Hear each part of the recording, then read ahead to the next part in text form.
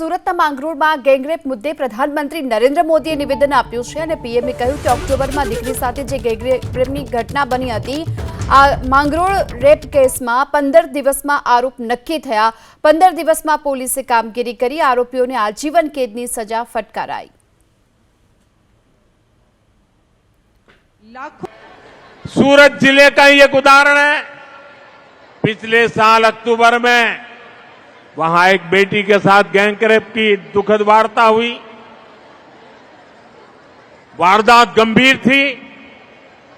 भारतीय न्याय संहिता के बाद इस केस में सिर्फ 15 दिन के भीतर आरोप तय हुए और कुछ सप्ताह पहले दोषियों को उम्र कैद की सजा भी हो गई।